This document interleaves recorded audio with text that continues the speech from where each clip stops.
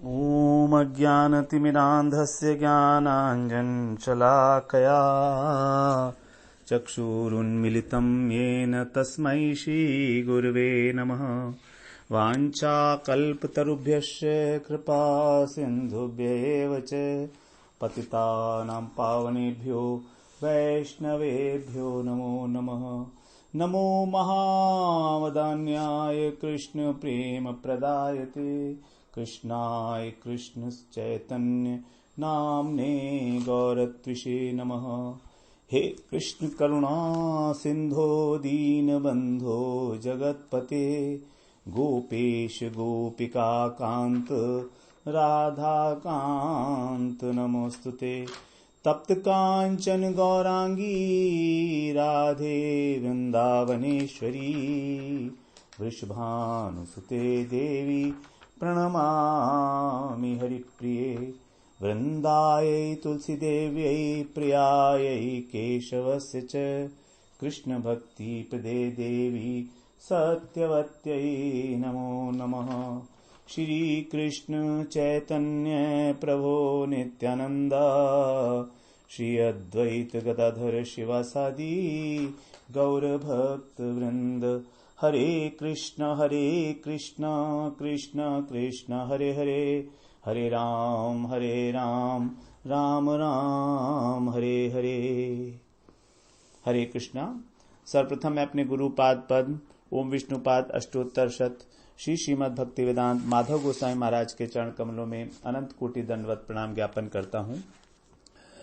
हम लोग श्रीमद् भगवद गीता में 10वें अध्याय का तृतीय प्रकरण विभूति प्रकरण श्रवण कर रहे हैं, जिसमें आज हमारा 36वां श्लोक हम लोग श्रवण करेंगे।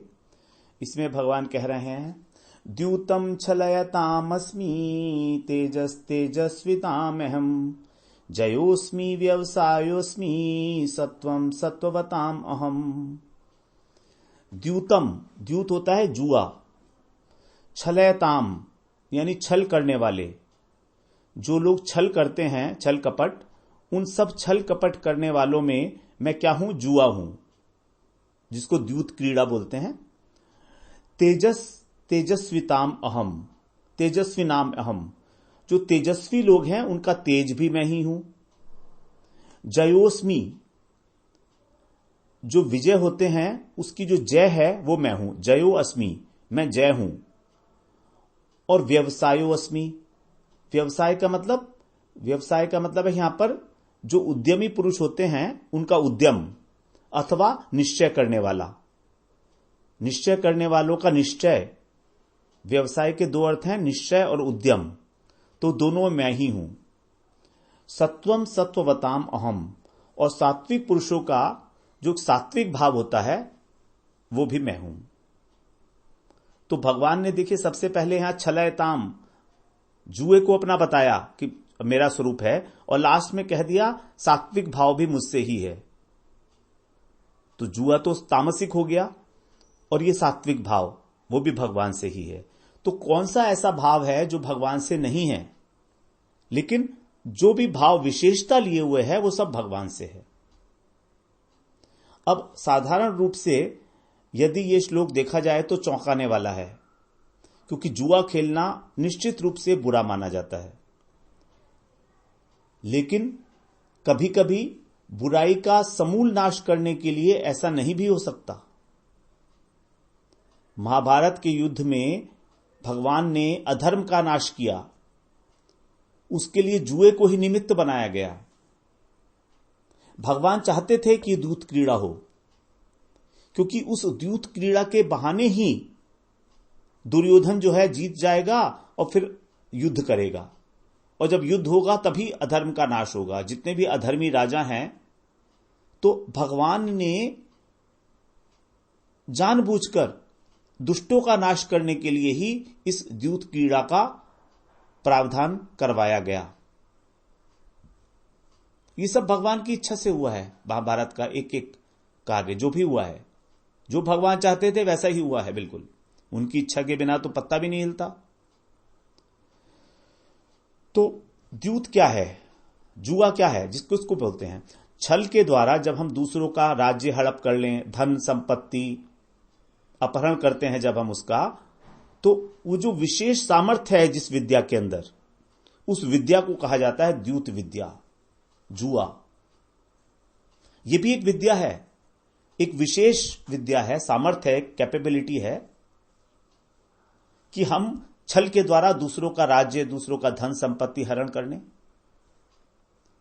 जब अर्जुन ने भगवान से पूछा कि मैं कहां कहां आपका चिंतन करूं जिससे आपका चिंतन सुगमता से हो जाए, तो भगवान ने इसका उपाय बताया अपनी विभूतियों के रूप में, जो हम लोग श्रवण कर रहे हैं। तो भगवान का अभिप्राय है कि जहां जहां भी तेरी दृष्टि पड़े वहां तुम्हें कुछ ना कुछ तो विशेषता दिखेगी, तो उसमें ही भगवान का दर्शन करो। यदि हम देखें तो प्रत्येक प्राणी इस जगत के अंदर कुछ ना कुछ विशेषता लिए हुए है। ऐसा कोई व्यक्ति है ही नहीं जिसमें कोई ना कोई विशेषता ना हो। कोई ना कोई विशेषता उसमें जरूर होगी, स्पेशलिटी, यूनिकनेस उस व्यक्ति की। तो उसी विशेषता का हमें अनुसंधान करना है और उसमें भगवत दर्शन करना है, न कि संसार का दर्शन। ना तो उसको अप्रिशिएट करना उस वस्तु को या व्यक्ति को, और ना उसे डेप्रिशिएट करना, ना तो उसकी स्तुति और ना निंदा। सब में भगवत दर्शन। स्तुति निंदा का प्रश्न ही नहीं उठेगा। तो यहां पर जुए को अपनी विभूति बनाने का तात्पर्य विधि और निषेध से संबंधित नहीं है कि हमें क्या करना चाहिए, हमें क्या नहीं करना चाहिए। भगवान ने जुए को अपना विभूति बताया तो इसका यह अर्थ कदापि नहीं है कि हमें वो कह रहे हैं जुआ खेलो जाकर, मेरा ही स्वरूप है वो। ऐसा बिल्कुल नहीं है। ऐसा समझना बिल्कुल धोखा है, हमारे अपने को धोखा देना है। भगवान का अभिप्राय यह है कि सारे जगत में मैं ही व्याप्त हूं। यह तात्पर्य बिल्कुल नहीं है कि जुआ एक अच्छी चीज है और तुम उसे खेलो। भगवान ने इसी अध्याय में हिंसक पशुओं को भी अपना विभूति बताई है। शेर को बताया कि मेरी विभूति है वो, मृत्यु को भी अपनी विभूति बताया। अब इसका यह मतलब तो नहीं निकलता कि हम शेर के सामने जाकर खड़े हो जाएं। भगवान ने अग्नि को भी अपनी विभूति बताया है, पावक। तो इसका यह भी मतलब नहीं है कि हम अग्नि में कूद जाएं, जानबूझकर मृत्यु के मुंह में चले जाएं हम, क्योंकि मृत्यु भगवान की विभूति है, इसमें हमें भगवत दर्शन करना है। यह विधि निषेध से संबंधित बात नहीं है। तो जैसे उन सब कार्यों के अंदर निषेध है, हम शेर के आगे जाके खड़े नहीं होंगे, हम अग्नि में नहीं कूदेंगे, हम जबरदस्ती मृत्यु को गले नहीं लगाएंगे, तो जैसे इन बातों में निषेध को हम समझ रहे हैं, उसी प्रकार से जुए में भी निषेध है, जुआ खेलने के लिए। यहां पर भी वही बात एप्लीकेबल है। लेकिन यहां पर कुछ लोग सोचेंगे कि जुए को भगवान ने अपनी विभूति बता दिया तो चलो जुआ खेलते हैं। तो ये सब धोखा देने की तरीके हैं अपने को। अब इसके अतिरिक्त भाव क्या है? यदि हम किसी को मान लीजिए जुआ खेलते हुए देखें, तो अब हमारी दृष्टि जुए पर नहीं होनी चाहिए, लेकिन जो उस जुए के अंदर हराने और जिताने वाली शक्ति है। कोई व्यक्ति जुए में हारता है, कोई व्यक्ति जीतता है। तो हराने और जिताने वाली जो शक्ति है, उस शक्ति पर हमारा ध्यान होना चाहिए। वो शक्ति जो है वो उस खेलने वाले की सामर्थ्य नहीं है, वो शक्ति भगवान की विभूति है।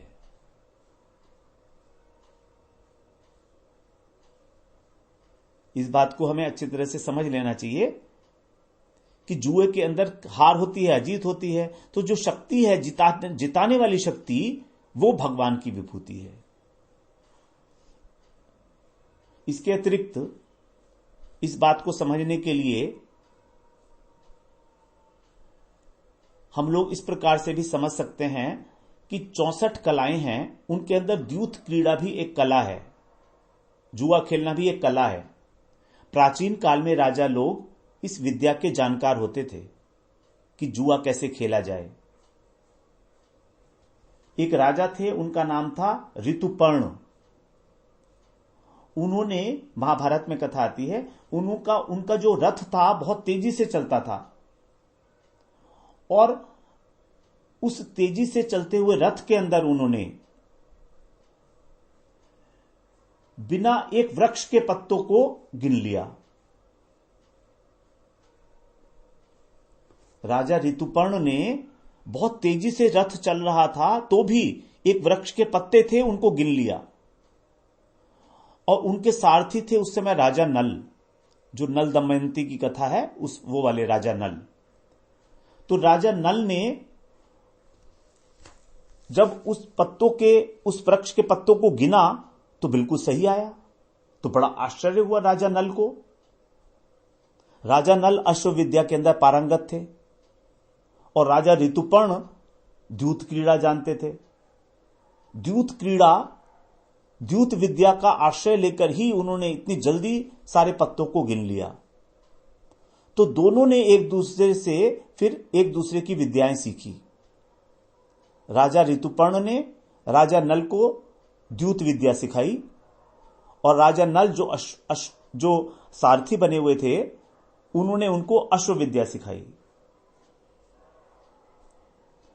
जब राजा नल ने द्यूत विद्या सीखी तो ऐसा कहा गया है महाभारत में, नल उपाख्यान के अंदर, कि उनके शरीर से कलयुग बाहर निकलकर खड़ा हो गया, राजा नल के, क्योंकि हम सभी लोग कलयुग से अभिभूत हैं। तो महाभारत के समय में भी कलयुग का आगमन कुछ अर्थों में हो ही गया था,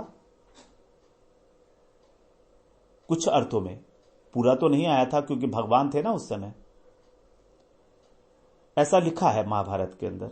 तो ये विद्या जो है राजाओं का बुद्धि कौशल थी, बुद्धि को बढ़ाने वाली, कि कितनी फास्ट डिसीजंस लिए जाएं, काउंटिंग के एंड ऑल दैट, कैसे असेसमेंट किया जाए सब कुछ। लेकिन जब से इस द्यूत विद्या का दुरुपयोग होने लगा, धन संपदा को दांव पे लगा दिया, तब से ये दोष हो गया। इसलिए भगवान कह रहे हैं कि छल करने वालों में, छल का मतलब है अपने बुद्धि चातुर्य से दूसरे को प्रभावित करना अथवा परास्त करना, यही मतलब हुआ ना छल का। क्योंकि छल भी तो प्रत्येक व्यक्ति नहीं कर सकता, उसके लिए भी तो बहुत बड़ी बुद्धि चाहिए। तो बुद्धि चातुर्य का परिचायक थी ये द्यूत विद्या। इसीलिए भगवान कह रहे हैं कि वो द्यूत विद्या मैं हूं। द्यूतम छलयताम अस्मि। फिर आगे बता रहे हैं तेजस्वी नाम अहम।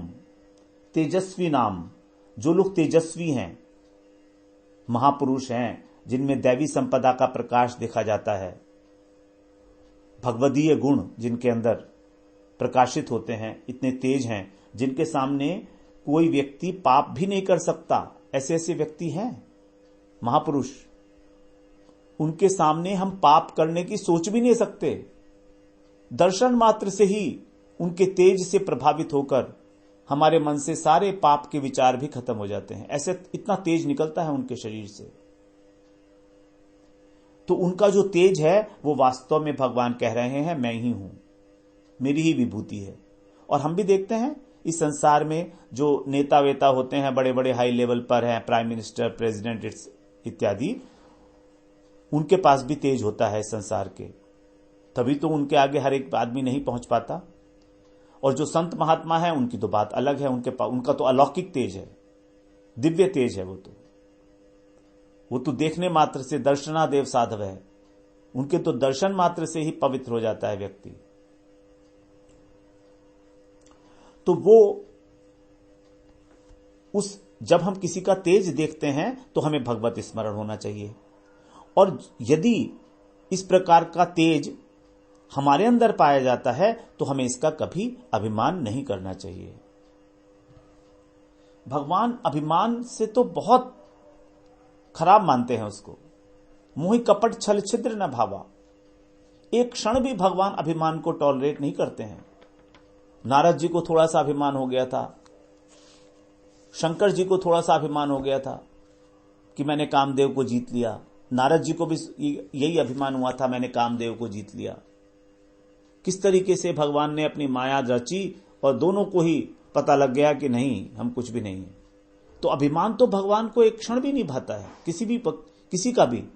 अगर भक्त को भी कभी अभिमान हो जाता है किसी कारणवश, तो भगवान ऐसी परिस्थिति क्रिएट कर देते हैं कि उसका अभिमान चूर चूर हो जाए। भले ही चाहे उसको अच्छा नहीं लगेगा, लेकिन इन द लॉन्ग टर्म में उसको लाभ ही लाभ है इस बात का कि उसका अभिमान भगवान ने चूर चूर कर दिया। किसी का भी अभिमान हो, गरुड़ जी को अभिमान हो गया था कि मैं बहुत तेजी से चलता हूं, उनका अभिमान भी भगवान ने चूर कर दिया। पार्षद हैं भगवान के गरुड़ जी। फिर आगे बता रहे हैं जयोस्मि। जय जो है वो भी मैं हूं। हम सबको जीतना अच्छा लगता है, चाहे कोई भी गेम खेलें हम लोग,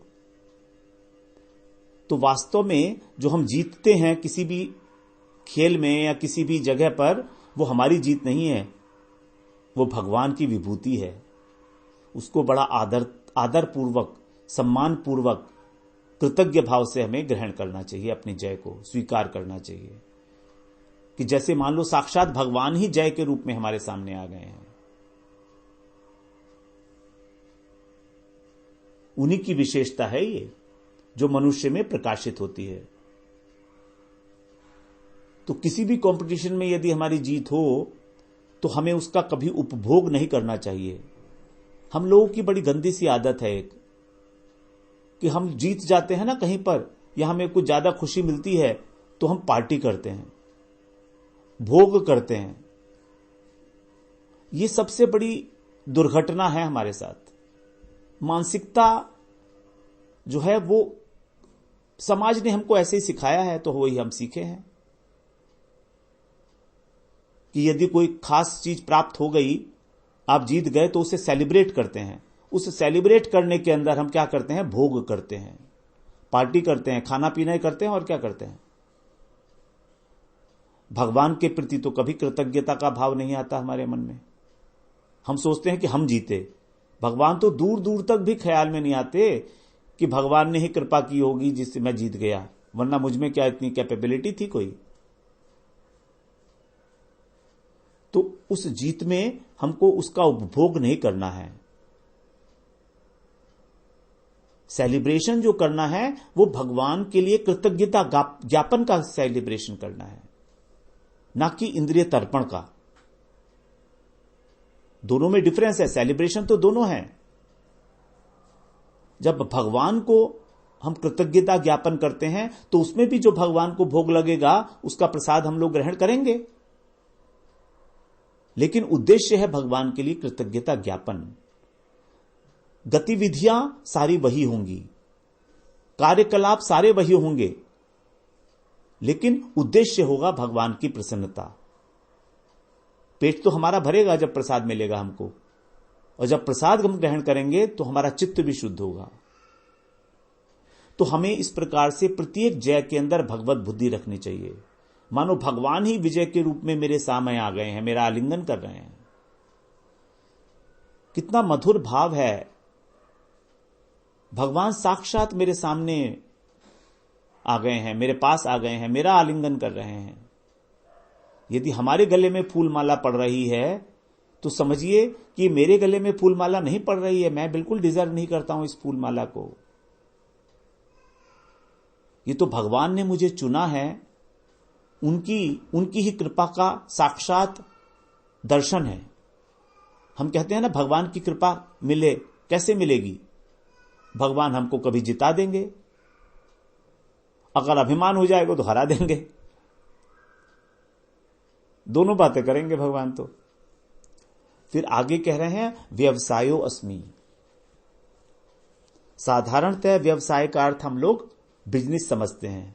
व्यवसाय का मतलब बिजनेस, उद्यम, और ठीक भी है एक प्रकार से, क्योंकि जब भी कभी कोई हम बिजनेस करते हैं तो उसके अंदर सबसे इंपॉर्टेंट एलिमेंट है हमारी डिसीजन मेकिंग, निर्णय करने की क्षमता। एक बिजनेसमैन हमेशा उसका ऑब्जेक्टिव होता है अपना प्रॉफिट देखना, one pointed agenda. Profit, profit and profit, उसकी निश्चयात्मक बुद्धि बताई गई है। भगवान ने दूसरे अध्याय में बताई है, व्यवसायत्मका बुद्धि रेके है कुरुनंदन, बहुशाखा अनंताश्रय बुद्धयो अव्यवसायी नाम। तो व्यवसायत्मका बुद्धि मतलब निश्चयात्मक बुद्धि, कि उसने निश्चय कर लिया है कि अब उसको लाभ ही लेना है, प्रॉफिट अर्न करना है, यही निश्चय। तो गीता में इसका जो उपयोग हुआ है व्यवसाय शब्द का निश्चय के अर्थ में किया है, वो ठीक ही है, क्योंकि एक बिजनेसमैन की बुद्धि ही निश्चयात्मक बुद्धि होती है। सिंगल पॉइंटेड, एक निष्ठा, जिसको भगवान ने कहा बुद्धिर एक है, एक बुद्धि, एक यह, इस संसार में एक बुद्धि होना, यही है व्यवसायत्मक बुद्धि। Single point agenda, nothing doing. तो कर्मयोग के अंदर हम लोग ने बात की निश्चयात्मक बुद्धि की कितनी आवश्यकता है। वास्तव में हर जगह है, ज्ञान मार्ग हो, कर्म मार्ग हो, योग मार्ग हो, भक्ति मार्ग हो, कोई भी हो, क्योंकि अस्थिर बुद्धि वाले व्यक्ति को कभी भी अपने अभीष्ट फल की प्राप्ति नहीं होती सुगमता से। कभी वो ये सोचता है, कभी वो सोचता है, सारे काम तो अधूरे छोड़ देता है, पूरा कुछ कर नहीं पाता है। बहुशाखा ही अनंताश्र, अनंत अनंत बुद्धि है कि ये बिजनेस करूं, कि ये बिजनेस करूं, कि ये बिजनेस करूं। अब इस बिजनेस को करूं भी, एक डिसीजन भी ले लिया तो कैसे करूं, यहां पर करूं या वहां पर करूं। So many things are there to be thought of, but we have to take a decision, determination. इसीलिए उनकी बुद्धि कभी भी निश्चयात्मक नहीं हो सकती, जो भोग में और ऐश्वर्य में लगे हुए हैं। भोग ऐश्वर्य प्रसक्ता नाम तया अपहृत चेतसाम व्यवसायत्मिकार बुद्धि समाधौ न विधीयते। 44वां श्लोक है दूसरे अध्याय का ही, कि भोग और ऐश्वर्य में जो लिप्त हैं उनकी बुद्धि निश्चयात्मक नहीं होती है। तो निश्चय की महिमा है, निश्चय की महिमा के लिए सबसे इंपॉर्टेंट श्लोक जो भगवान ने बताया, साधुरेव समंतव्य सम्यक व्यवसितो ही सह। इससे इंपॉर्टेंट कोई श्लोक नहीं है। जिस व्यक्ति ने सोच लिया है कि वो भगवान का अनन्य भाव से भजन करेगा, उसको भगवान कह रहे हैं साधु ही मानो। कारण क्या है? सम्यक व्यवसितो ही सह, क्योंकि उसने सम्यक रूप से निर्णय ले लिया है कि अब वो भगवान का ही भजन करेगा। अपि चेत सुदराचारो भजते माम अनन्य भाग। 9वें अध्याय में हम लोग श्रवण कराए हैं 30वां श्लोक। यह है निश्चय की महिमा। भगवान कह रहे हैं कि उसके निश्चय के आगे उसको साधु ही मानना पड़ेगा। तो भगवान की ओर चलने का हमारा जो निश्चय है वो भगवान की ही विभूति है। भगवान की असीम असीम कृपा है हमारे ऊपर कि हम किंचित मात्र में श्रीमद् भगवद गीता का अध्ययन करके भगवान की ओर चलने का कदम तो क्या ही उठा रहे हैं, केवल इच्छा कर रहे हैं। कदम तो कहां उठ पा रहा है अभी हमारा, उठा भी नहीं है, लेकिन हां इच्छा तो जरूर जागृत हो गई है कि कुछ तो है। भाई भगवद गीता में भगवान ने कुछ तो बताई है बात जो हम नहीं जानते थे। ऐसा कुछ रहस्य तो है जिसको हमें जान लेना चाहिए। कम से कम इस जन्म का यही सदुपयोग समझ लें। तो ये जो हमारा निश्चय है, निर्णय है कि हम भगवद गीता का श्रवण करेंगे, भगवान की ओर चलेंगे, परमार्थ की ओर चलेंगे, ये जो निश्चय है ये भी हमारा नहीं है, ये भगवत कृपा है हमारे ऊपर। जिन्होंने निश्चय किया है वो साधारण नहीं है। बहुत बड़ी बड़ी सुकृतियां उनकी इस क्षण में आकर फलीभूत हो रही हैं। ये बिल्कुल बिल्कुल सही है ऐसा सोचना।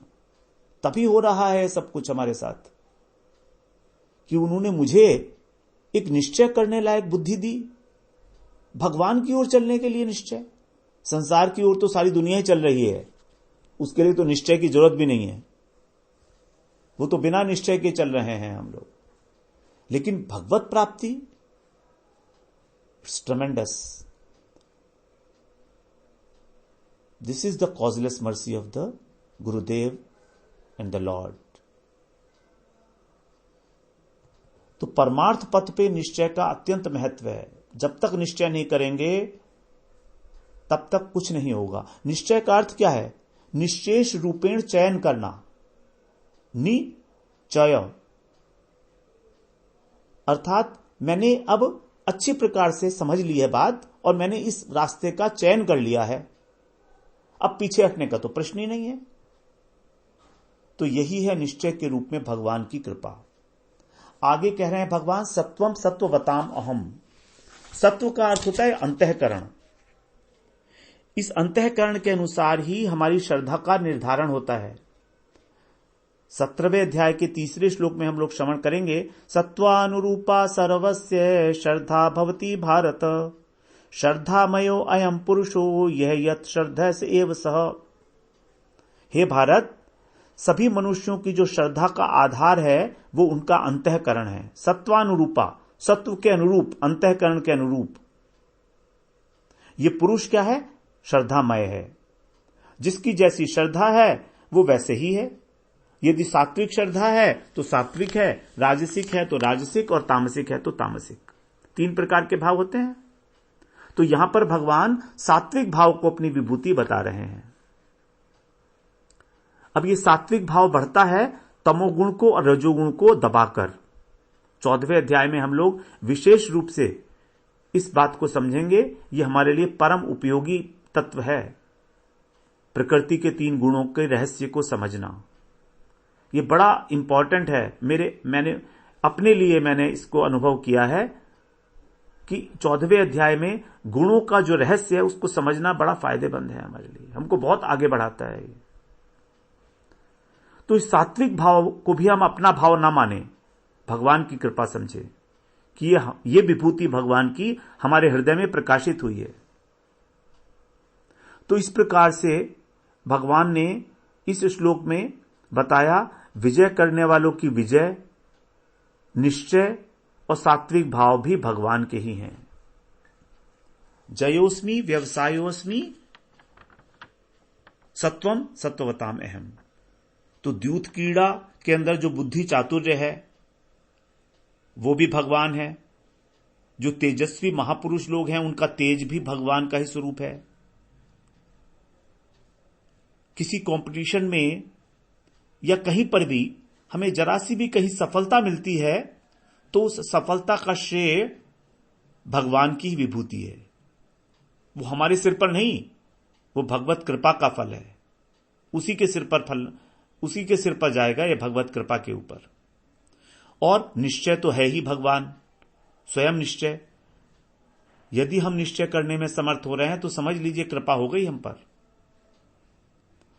और सत्वम सत्ववताम अहम, हमको अधिक से अधिक सात्विक भाव का ही अनुशीलन करना है। सात्विक भाव से संबंधित जो भी हैं भगवान, गुरु और वैष्णव और उनकी तदीय वस्तु, जैसे एकादशी का व्रत है इत्यादि जितने भी व्रत हैं, तुलसी का सेवन है, ये सब तदीय वस्तु हैं, सब सात्विक हैं। तो इनसे हमारे अंदर सात्विक भाव का उदय होगा। वास्तव में भगवान और वैष्णव तो, गुरु तो सात्विक भी नहीं है, वो तो निर्गुण है। लेकिन हम अपने अंतःकरण के अनुसार अभी सत्व गुण के अंदर ही प्रतिष्ठित हो जाएं ठीक प्रकार से, तभी हमारी आगे की गति होगी निर्गुण अवस्था में। तो भगवान वास्तव में निर्गुण है। तो इस प्रकार से भगवान ने यहां पर सभी कुछ अपने को बताया, अपनी विभूति बताया, और हमको प्रत्येक प्रकार से हमेशा ही भगवान का स्मरण करना चाहिए। फिर अगले सत्र में हम लोग 37वां श्लोक श्रवण करेंगे। वांछा कल्पतरुभ्यश्च कृपा सिंधुभ्यैव च पतितानां पावनेभ्यो वैष्णवेभ्यो नमो नमः।